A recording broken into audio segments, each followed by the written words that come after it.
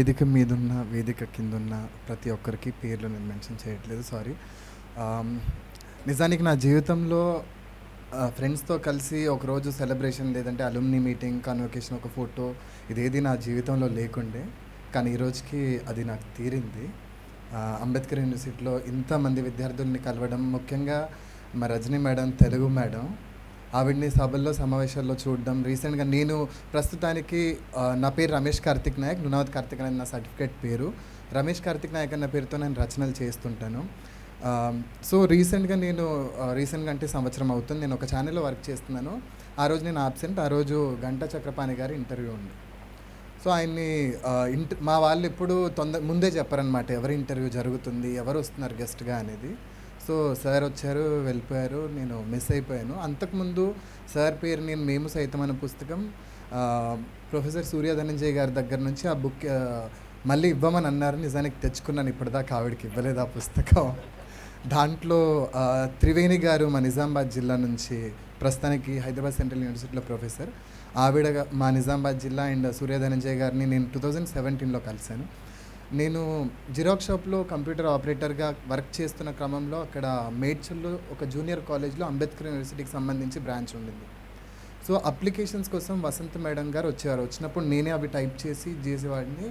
నేను అప్పటికే diploma drop out. Parents పొట్టు తిట్టుడు, మామూలు తిట్టుడు కాదు. మా అయ్య దుబాయ్, మా అమ్మ కూరగాయలు అమ్ముతారు. అండ్ ఇప్పుడు ప్రస్తుతానికి ఇద్దరు కూడా వ్యవసాయం చేస్తున్నారు. సో ఆ రోజు నేను సరే జాయిన్ అవుదాం లేదు, అంబేద్కర్ యూనివర్సిటీ కదా అని జాయిన్ అయ్యి మళ్ళీ డిస్కంటిన్యూ చేస్తే 2017లో డాక్టర్ పత్తిపాక మోహన్ గారు, ఆయన నాకు ప్రొఫెసర్ సూర్య ధనంజయ్ గారి గురించి చెప్తే ఆవిడ్ని కలవడానికి వెళ్ళా. నాకు పిచ్చి భయం, ఆవిడ్ని చూసి నేను భయపడ్డాను ఫస్ట్. అంటే ప్రొఫెసర్లు అని అంటే పిల్లల్ని కొడతారు, తిడతారు, చదువుకోమంటారు. సో నాకు ఆవిడ్ని చూస్తూ ఈవిడేనా కాదా అని మొత్తానికి వెళ్ళి మాట్లాడిస్తే, ఏం చేస్తుంటావు బాబు అని అంటే, మేడం నేను క్యాటరింగ్స్ అవి చేసుకుంటాను, జిరాక్స్ షాప్లో వర్క్ చేస్తున్నా, నెలకింత వస్తుంది నాకు. మరి చదువుకోలేదా అంటే, డిప్లొమా నాకు ఇష్టం లేదు, మా పేరెంట్స్ జాబ్ పర్పస్లో నేను జాయిన్ అవ్వమన్నారు, జాయిన్ అయ్యా కానీ 18 బ్యాక్లాగ్స్ ఉన్నాయి మేడం అంటే, ఒక చూపు కింద నుంచి పైదాకా చూసారు ఆవిడ. చూసిన తర్వాత అంబేద్కర్లు ఎందుకు జాయిన్ కాలేదు యూనివర్సిటీలో అని అంటే, నేను అన్నా మేడం విలువ లేదంట, నేను చాలా విన్నా, అసలు విలువ లేదంట అంటే, మళ్ళీ ఇంకో చూపు కింద నుంచి పైదాకా చూసి, ఎవరు చెప్పారు నీకు అసలు ఆ మాట, నువ్వు చిన్న పిల్లోడివి, ఎవరు చెప్తే అది నమ్మేసి నువ్వు అదే మైండ్లో పెట్టుకొని ప్రచారం చేస్తున్నావు అయింది. లేదు మేడం, నిజంగా మేడం విలువనే లేదంట. నేను ఈరోజు తెలుగు డిపార్ట్మెంట్కి హెచ్ఓడిగా ఉన్నాను, ఉస్మానియా యూనివర్సిటీ తెలుగు డిపార్ట్మెంట్కి హెచ్ఓడి. నా జీవితంలో నేను మొత్తం డిస్టెన్సే చదువుకున్నాను, నేను అంబేద్కర్లో చదువుకున్న దాన్ని. ఇప్పుడు చెప్పు విలువ ఉందా లేదు?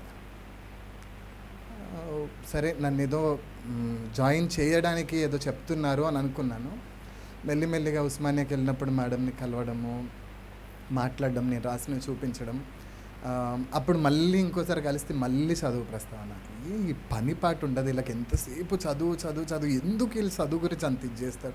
ఆరామ్సే జిరాక్స్ షాప్లో కూర్చొని సిస్టమ్ ముందు మంచిగా యూట్యూబ్లో పాటలు వినుకుంటుంటే వీళ్ళేంది చదువు అంటున్నాను. సో నేను జాయిన్ కాలేదు మేడం అంటే, వెంటనే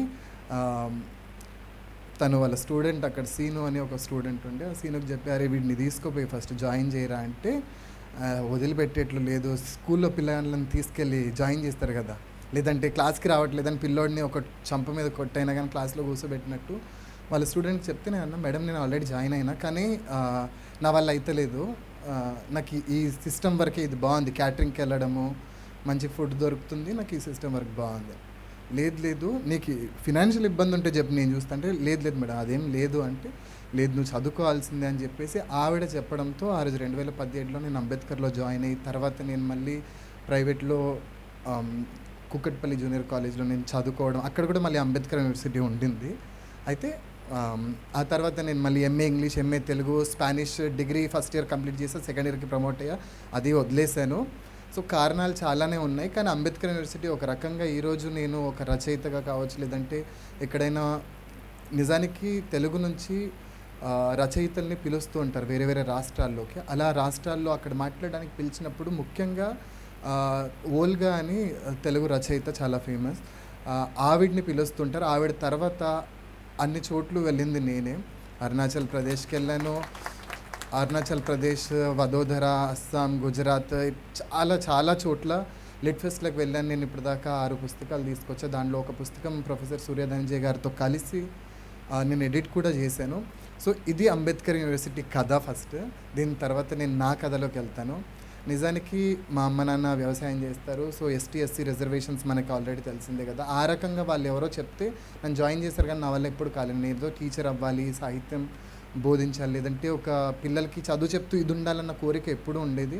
కానీ అది ఎప్పటికి కాదని అనుకున్నాను. కానీ ఇంట్లో చాలా గొడవలు, ఎప్పుడూ గొడవలయ్యేవి. నేను ఇంట్లో నుంచి పారిపోయి వచ్చేయడము, లేదంటే నిజానికి సు ఏజ్ ఏదైతే ఉందో 18, 19 ఇయర్స్ సూసైడ్ టెండెన్సీస్ ఎక్కువ ఉంటాయి. అలాంటి ప్రయత్నాలు కూడా జరిగాయి. కానీ చదువు నాకు ఏం చేసిందంటే నన్ను నేను అసలుకి గవర్నమెంట్ జాబ్ కాదు, గవర్నమెంట్ జాబ్ ఉంటే డబ్బులు వస్తాయి, కూర్చొని ఇది చేస్తామేమో, కానీ ఆరామ్సే ఉంటుందేమో లైఫ్, కానీ అసలు మనమేం చేయగలుగుతాము, లేదంటే అసలుకి మన కెపాసిటీ ఏంటి అని తెలుసుకోవడానికి చదువు ఎప్పుడూ ఉపయోగపడుతుందని నేను నమ్ముతాను. సో, అంబేద్కర్ యూనివర్సిటీలో చదువుకోవడం, ఆ తర్వాత ఈ సర్టిఫికేట్ మీదనే నేను యూకేలో వెల్ నోటెడ్ యూనివర్సిటీస్కి అప్లై చేస్తే నాకు దాదాపుగా 8 యూనివర్సిటీస్ నుంచి ఆఫర్ వచ్చింది ఎంఏ చదువుకోవడానికి. కానీ పేరెంట్స్ అఫోర్డ్ చేయలేరు.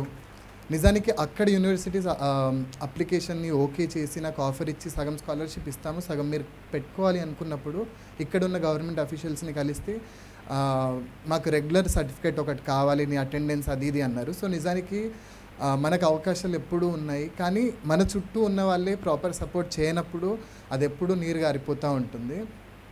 నేను బతకడానికి, ఈవెన్ చదువుకుంటూ కూడా బతకడానికి నేను చాలా చేశాను. ఏఎస్ రావు నగర్లో ఏసీ మెకానిక్ హెల్పర్గా చేశాను, క్యాటరింగ్ చేశాను, మేడ్చల్ శాంతి జిరాక్స్లో వర్క్ చేస్తూ అక్కడ పాంప్లెట్స్ పంచాను, పాంప్లెట్స్ అతికించాను. ఇలాంటివి చాలా చేసుకుంటూ తర్వాత టీచర్గా, తర్వాత లెక్చరర్గా, లాస్ట్ ఇయర్ 2023లో నేను ఇంటర్మీడియట్ పిల్లలకి లెక్చరర్గా కూడా వర్క్ చేశాను. సో, ఇది నా జర్నీ. అమ్మ నాన్నలు వ్యవసాయదారులు. అయితే అమ్మ నాన్న నేను ఇంత చేసినా, నాకు ఏదో నేషనల్ అవార్డు వచ్చినా కానీ తల్లిదండ్రులకి ఇంకా నేను ఇంకేదో చేయాలి, గవర్నమెంట్ జాబ్ రావాలి అన్న ఆలోచన ఎప్పుడు ఉంది. సో, పేరెంట్స్కి అది ఎప్పుడూ ఉంటుంది. ఆ విషయం మీద నేను గత కొన్ని రోజులుగా పేరెంట్స్తో మాట్లాడుకోవట్లేదు. నేను బాగానే సంపాదిస్తున్నాను, బాగానే అంటే నా వరకు నేను నా తమ్ముల్ని చూసుకుంటూ, రూమ్ రెంట్ కట్టుకుంటూ, నాకు కావాల్సిన పుస్తకాలు కొనుక్కుంటూ బాగానే వస్తున్నాయి, బాగానే సంపాదించుకొని చదువుతున్నా. కానీ పేరెంట్స్ ఎప్పుడూ వాళ్ళకి అది ఉండిపోతుంది. సో, పేరెంట్స్ గురించి అంత సీరియస్గా తీసుకోకుండా వాళ్ళని ఒప్పించే దిశగా మనం మాట్లాడగలిగితే బాగుంటుంది. లేదంటే కొన్నిసార్లు మౌనమే సమాధానం అన్నట్లు అనుకుంటూ ఉంటాను. అండ్ నా జీవితంలో ఇంకొకటి, ఇప్పుడు పల్లవి మేడం గారు ఎవరైతే ఉన్నారో ఆవిడ చదువుకున్న స్కూల్లోనే నేను చదువుకున్నాను. అది చాలా గమ్మత్తైన విషయం. నేను ఫస్ట్ టైం ఆవిడని అక్కడ చూడడం. సో, ఇక్కడ ఉన్నటువంటి ఎవరైతే వ్యక్తులు ఉన్నారో వాళ్ళు ఏదో ఒక రకంగా ఎక్కడో ఒక దగ్గర నాకు వాళ్ళని నేను కనెక్ట్ అవుతున్న నా డాట్స్ అన్నీ ఒక దగ్గర ఎక్కడో ఒక దగ్గర కనెక్ట్ అవుతూ ఉంటాయి. అండ్ ఇంకా దీని మించి నేను చెప్పను, కానీ ఒక్క 2 నిమిషాల్లో నేను ముగిస్తాను. ఈరోజు ప్రస్తుతానికి డాక్టర్ శ్రీకృష్ణదేవరాయ బళ్ళారి యూనివర్సిటీలో కర్ణాటకలో నా పోయం ఒకటి ఇంగ్లీష్లో నేను రాసిన ఒక పోయం పోస్ట్ గ్రాడ్యుయేట్స్కి సిలబస్లో ఉంది. ఇక్కడ ఆంధ్ర యూనివర్సిటీలో నేను రాసిన పుస్తకం మొత్తం సిలబస్లో ఉంది. ఇక్కడ తెలంగాణలో నేను రాసిన ఒక పోయం జారేర్బాటి అన్న పోయం సిలబస్లో ఉంది. నావి దాదాపుగా భారతీయ భాషలు అస్సామీస్, బంగ్లా, కన్నడ, తమిళ్, తెలుగు, ఫ్రెంచ్, తెలుగులో నేనే రాస్తాను. ఇట్లాంటి తడబాట్లు ఉంటాయి కొన్నిసార్లు, ఎందుకంటే ఇక్కడ మా టీచర్స్ పెద్దలు ఉన్నారు. ఇక్కడ నిజంగా నాకు ఎంత అర్హత ఉందనేది నాకు తెలియదు, కానీ మీతో పాటు కూర్చొని ఆరామ్సే ఎంజాయ్ చేయాల్సిన వాడిని నన్ను ఇక్కడ కూర్చోబెట్టి బిగుసిపోయేలా చేశారు. And thank you so much sir నాకు ఈ అవకాశం ఇచ్చినందుకు. నేను నిజానికి మా సూర్య ధనంజయ్ గారు లాగా ఎమోషనల్ అవుతాను అనుకున్నా. అక్కడ కూర్చున్నప్పుడు ఇక్కడ కూర్చున్నప్పుడు గమ్మత్తుగా ఉంది, బాగుంది ఇది. And thank you so much.